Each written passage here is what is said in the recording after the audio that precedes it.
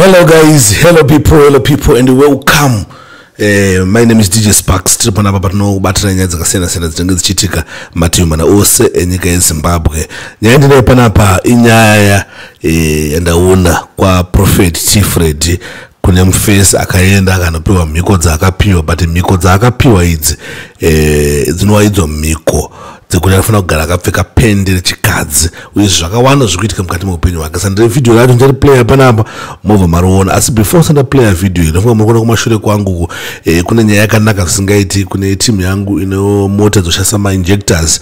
Ndauya namazvikokota when it comes to nyaya dzinechekuita nezvema-injectors kumaservisa kuvanomasuplya zvakawanda zvavanoita nezvazvo. Takuita zvanamazvikokota inonzi ndifunga mukona zita racho riri apa diesel service. As long as you take the diesel jet my one again, let me show you some of my services out so that muno yatsonzukisa kwatiri kubva nekwatiri se nekwatiri kunanga. As you can see my hard cranking, white smoking, loss of power, fault injectors, fault zvakawanda zvavanoita nezvezvano repair, vanodiagonisa, vano remove, vanoita fitting. And if I'm going to namba ndo namba dziri apa idzo dzokuna vanonyatsoona zvavo. Let me put it dzati hombe namba dzavo ndo dziri apa papa munongowabata ipapa, then ndimoona kuti mungaita mutactic wacho same. But for now regai ndimbopinde munyaya inova nyaya inotyisa inovhundutsa yandasangana nayo muzuva ranhasi ratimbowonesane. Kana paine aripo anonetseka negumbo asi achiita zvekukorokoza murume auye pano. Aripo here?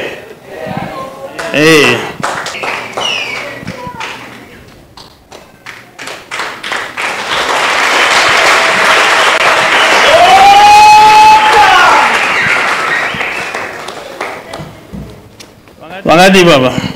Tinofara Prophet. Naona mchigamina rakaita sekumbo. Akangotanga wega makumbo. Ngotanga ega? Ngotanga wega ndosaka ndauya Prophet. Arore maoko.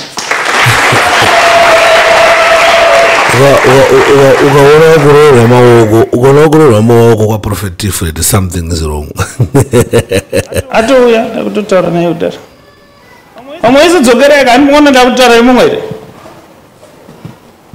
Basi mungatori 20 years uya naipo here.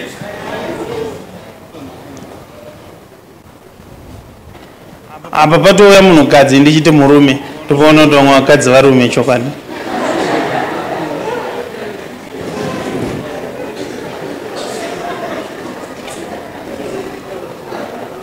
Ipo pandataura izvozvi ndabva ndatoona unge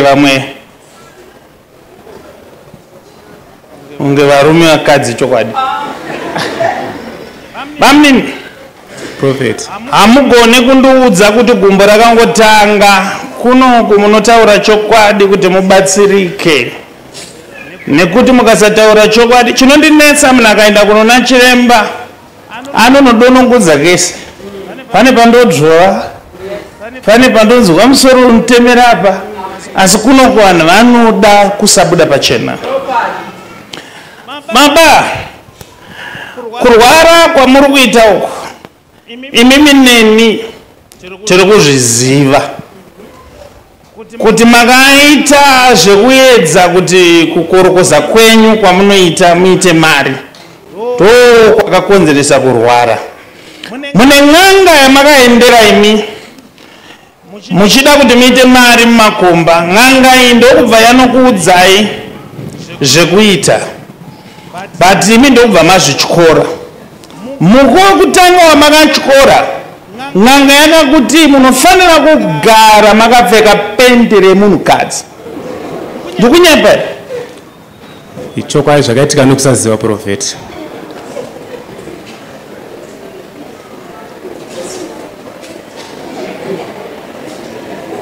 All right. Ndona vakatopfeka.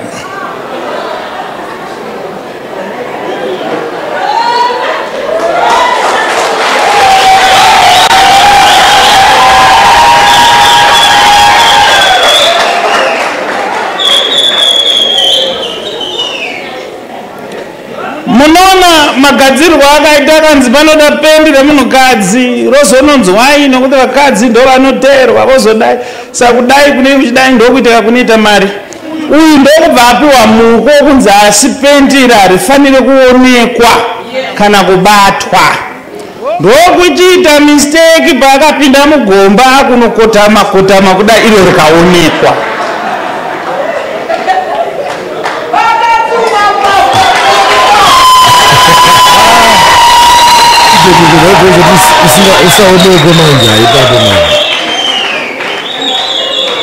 So mamnini ndoda kuronora zvese zvakaitika pamuri kubva nhasi musiyane nekupfeka mabhurugwa evakadzi zvakaitika nokusaziva ndotenda batsire profeti ndosaka ndauya kwamuri.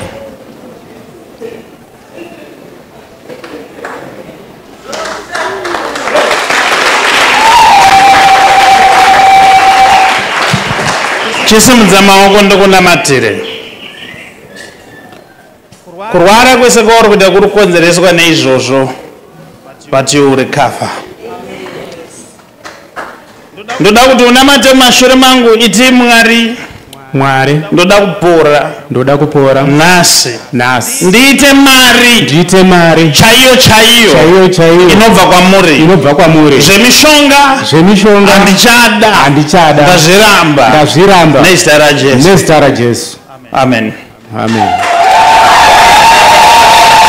Akonogara pasi right. Zvinoitika muZimbabwe muno zvinoshamisa guys. Zvinoitika muno muZimbabwe zvinoshamisa, zvinotyisa, zvinovhundutsa, zvinokatyamadza. Unewo uripiwa mushonga wemhiko kuti upfeke pendi rechikadzi nemanyadzisira zvinoita boys wotanga kutorwa majitambo. Zvinhu zvachazoita. Musaite iyoyo, tsvagai mari yenyu zvakanaka. Musaite iyoyo. Unozoona kuti vana nezvino ngoda mari kopa kuzodza zvifanira kuonekwa because obviously samesa mapendi notongoonekwa. Saka unopoona Saturday zveshuwa anga ndangona vanhu vachipidza. Amfanira kuona vanhu vachipidza.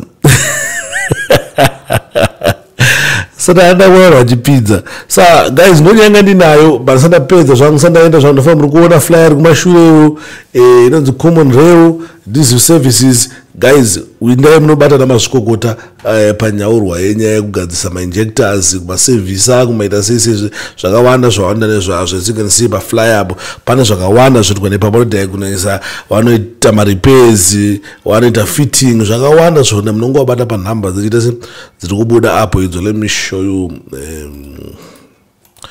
me show you. Number dzavo ndidzo dziri apa dziri kubuda 0785858661 ndo namba dzavo dzanobatekedza kuti ukawabate papo then muona kuti hamuna ine zvamunokwanisa kuita zvinogona kumeka sense. But nyaya yamainzwa yekuti kuna mwana kutora mhiko dzekuti vanopedzisa vakupfeka mapendi echikadzi zvinonyadzisa sei. Nyaya dzacho dziri kuona kuZimbabwe dzinonyadzisa. Wakapikira kupisa vanhu vacho vakapikira kupisa ahoyi.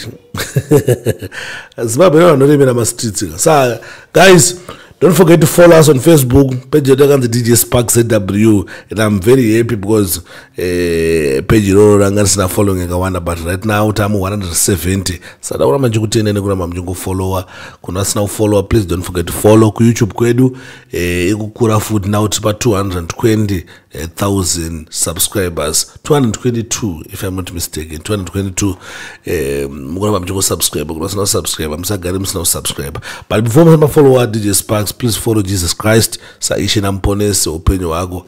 I am out. 4.